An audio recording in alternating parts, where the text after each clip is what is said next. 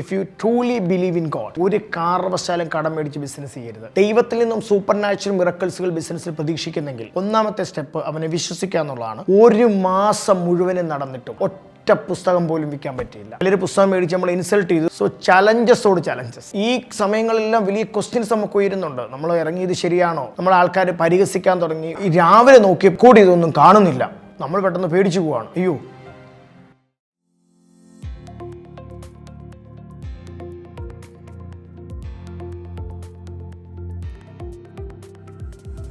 അങ്ങനെ 7-8 മാസത്തെ പ്രയത്നത്തിനൊക്കെ ശേഷം നമ്മൾ സ്കൂളുകളിലേക്കും കോളേജുകളിലേക്കും പുസ്തകം വയ്ക്കാൻ വേണ്ടി ഇറങ്ങുകയാണ്.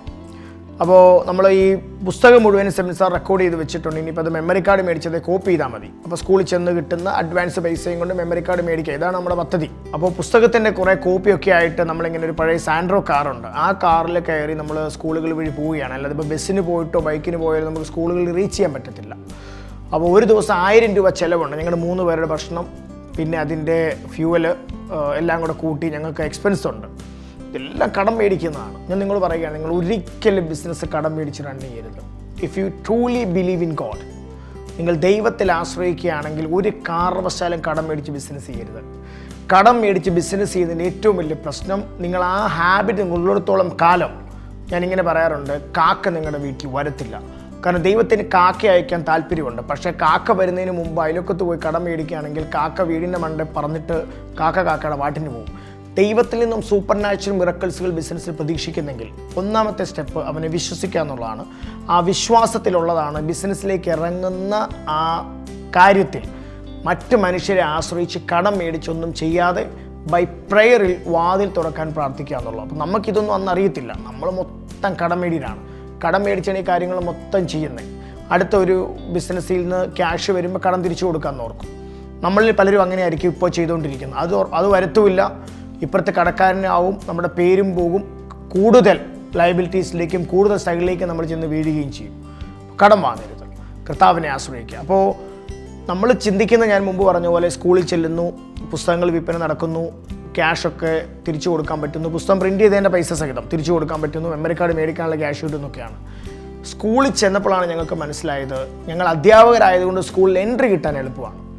പക്ഷേ ഇത് ഞങ്ങൾ ഒരുപാട് ആളുകളെ കൺവിൻസ് ചെയ്യണം. മാനേജർ അച്ഛനെ കൺവിൻസ് ചെയ്യണം, അല്ലെങ്കിൽ മാനേജ്മെൻറ്റിനെ കൺവിൻസ് ചെയ്യണം, പ്രിൻസിപ്പാളിനെ കൺവിൻസ് ചെയ്യണം, അതിനുശേഷം ഡിപ്പാർട്ട്മെൻറ്റിനെ കൺവിൻസ് ചെയ്യണം, പിന്നെ കുട്ടികളെ കൺവിൻസ് ചെയ്യണം, പിന്നെ പേരൻസിനെ കൺവിൻസ് ചെയ്യണം. ഇവിടെ ഇത്രയും പേരെ കൺവിൻസ് ചെയ്യാൻ ഒരു 6-7 പോക്കെങ്കിലും പോകണം. 7 പോക്കെന്ന് പറഞ്ഞാൽ ഏകദേശം 7000 രൂപ എക്സ്പെൻസാണ്. ഇതെല്ലാം കഴിയുമ്പോഴാണെങ്കിൽ ചിലപ്പോൾ അവർ പറയുന്നത്, ഞങ്ങൾ തൽക്കാലം ഈ പരിപാടി ഡ്രോപ്പ് ചെയ്യുകയാണ്. ഒരു മാസം മുഴുവനും നടന്നിട്ടും നിങ്ങൾ വിശ്വസിക്കത്തില്ല, ഒറ്റ പുസ്തകം പോലും വിൽക്കാൻ പറ്റിയില്ല. നോട്ട് എ സിംഗിൾ കോപ്പി വിൽക്കാൻ പറ്റുന്നില്ല. ഞങ്ങൾ ഇച്ചിരി ഡിപ്രഷനും അല്ലെങ്കിൽ ഇച്ചിരി ഫെയ്ത്തൊക്കെ ലൂസാകാൻ തുടങ്ങി. ഞങ്ങൾ ഓർത്ത് ഈ പ്ലാൻ വർക്കൗട്ട് ആകത്തില്ലേ, ഇത് നമ്മുടെ കയ്യിൽ നിൽക്കത്തില്ലാത്തതാണോ? കാരണം നടക്കുന്നില്ല. ഇത് മണിക്കൂറിലോളം ഇരിക്കുകയാണ്. ചിലർ പുസ്തകം മേടിച്ച് നമ്മൾ ഇൻസൾട്ട് ചെയ്ത്, ഇത് മുഴുവൻ തെറ്റാണ്, ഇങ്ങനെ നല്ല ഗ്രാമർ, ഇങ്ങനെ പഠിക്കാൻ പറ്റത്തില്ല എന്ന് പറഞ്ഞാൽ അവരുടെ പാണ്ഡിത്യം നമ്മളെ പഠിപ്പിക്കാൻ നോക്കുകയാണ്. നമുക്കൊന്നും എന്തെങ്കിലും പറയാൻ പറ്റുമോ? ചിലർ പുസ്തകം മേടിച്ച് കൈ വെച്ചിട്ട് പറഞ്ഞ് ഞങ്ങളൊന്ന് വായിച്ച് നോക്കട്ടെ, പുസ്തകം നല്ലതാണെങ്കിൽ പിന്നെ വിളിക്കാം. പിന്നെ നമ്മൾ അറിഞ്ഞ് അവർ ആ പുസ്തകം കോപ്പി എടുത്ത് ആ സ്കൂളിൽ കൊടുത്തുന്നു. സോ ചലഞ്ചസോട് ചലഞ്ചസ്. നമ്മൾ പ്രതീക്ഷിക്കുന്ന രീതിയിൽ മുമ്പോട്ട് പോകുന്നേ ഇല്ല. പക്ഷെ അങ്ങനെ ഒരു മാസം ഞങ്ങൾ ഓർക്കുന്നുണ്ട്. ഒരു പ്രാവശ്യം കുട്ടിക്കാനത്ത് പോയിട്ട് ഇങ്ങനെ പുസ്തകത്തിന് ഓർഡറൊക്കെ എടുത്ത് തിരിച്ചു വരുന്ന സമയത്ത് നമ്മുടെ ഒരു പ്രിയ സ്നേഹിതനുണ്ട്, എന്നോട് മൂന്നാർ കാറ്ററിംഗ് കോളേജിൽ പഠിച്ച ബോണിയാണ്. ബോണിയെ വിളിച്ചിട്ട് നമ്മളൊരു 200 രൂപയും കൊണ്ട് വന്ന് ബോണി ഞങ്ങൾക്ക് ബിരിയാണി മേടിച്ചു തന്നു. കാരണം ഈ മടുത്ത് ഞങ്ങളിലാണ് ക്യാഷ് വില, പിറ്റേ ദിവസം വാങ്ങാനുള്ള ഫ്യൂൽ അടിക്കാനുള്ള പൈസയേ ഉള്ളൂ. അങ്ങനെ ഏകദേശം ഒരു മാസം നടന്നിട്ട് അവസാനം കുട്ടിക്കാനത്തുള്ള ഒരു കാറ്ററിംഗ് കോളേജിൽ ഞങ്ങൾക്കൊരു 100 പുസ്തകം വിൽക്കാനുള്ള ഒരു ഓപ്പർച്യൂണിറ്റി കിട്ടു. അവിടെ കയറി ഒറ്റയാളെയുള്ള അദ്ദേഹത്തിൻ്റെ സ്ഥാപനമാണ്, ഞങ്ങൾക്ക് അദ്ദേഹത്തെ കൺവിൻസ് ചെയ്യാൻ പറ്റി. അതുപോലെ തന്നെ കുട്ടിക്കാനത്ത് തന്നെയുള്ള ഒരു SNDPയുടെ ഒരു കോളേജുണ്ട്. ആ കോളേജിൽ കയറി ഞങ്ങൾക്ക് അവിടുത്തെ മാനേജ്മെൻറ്റിനെ കൺവിൻസ് ചെയ്ത് അവിടുത്തെ കുട്ടികൾക്കും പുസ്തകം കൊടുക്കാൻ പറ്റി. ഞാൻ ഓർക്കുന്ന ആ 2 കച്ചവടം നടന്നില്ലായിരുന്നെങ്കിൽ ചിലപ്പോൾ നമ്മൾ ഉപേക്ഷിച്ച് പോയത്. അപ്പോൾ ഈ സമയങ്ങളെല്ലാം വലിയ ക്വസ്റ്റ്യൻസ് നമുക്ക് ഉയരുന്നുണ്ട്. നമ്മൾ ഇറങ്ങിയത് ശരിയാണോ? നമ്മൾ ആൾക്കാർ പരിഹസിക്കാൻ തുടങ്ങി, ഉപദേശിക്കാൻ തുടങ്ങി. കാരണം മാസം 10 കഴിഞ്ഞു, ഒന്നും നടക്കുന്നില്ല, ക്യാഷ് മുഴുവൻ തീർന്നു, കടം വല്ലാതെ കൂടി. അങ്ങനെ അവിടെ നമ്മൾ ആദ്യമായിട്ട് കുറച്ച് പുസ്തകം കൊടുത്തു. എന്നാലും മെമ്മറി കാർഡ് മേടിക്കണം. പിന്നെ നമ്മുടെ കയ്യിലുള്ള പൈസയും പിന്നെ കടം മേടിക്കുന്ന പൈസയൊക്കെ ആയിട്ട് നമ്മൾ മെമ്മറി കാർഡ് മേടിക്കാൻ വേണ്ടി കോയമ്പത്തൂർ കയറിപ്പോയി. കാരണം ഈ പുസ്തകം റെക്കോർഡ് ചെയ്ത് കൊടുക്കണമല്ലോ. അങ്ങനെ മെമ്മറി കാർഡ് മേടിക്കാൻ വേണ്ടി കോയമ്പത്തൂർ പോയി. അവിടെ ചെന്നു. ഞങ്ങളുടെ കടയിൽ ചെന്നപ്പോൾ അദ്ദേഹം പറഞ്ഞു ഞങ്ങൾ 190 തരാം, ബാക്കി എല്ലാ കടയിൽ 210 2GB മെമ്മറി കാർഡിന്. ചിലപ്പോൾ ഈ പ്രൈസിൽ അങ്ങോട്ടും ഇങ്ങോട്ടും വ്യത്യാസം വരും, വർഷങ്ങൾക്ക് മുമ്പുള്ള കാര്യമാണ്. അപ്പോൾ ഞാനും നമ്മുടെ പ്രിയ സ്നേഹിതൻ സെവിൻ സാറും കൂടെ കൊള്ളാം എന്ന് പറഞ്ഞുകൊണ്ട് ഇവിടുന്ന് ബസ്സിനാണ് പോകുന്നത്.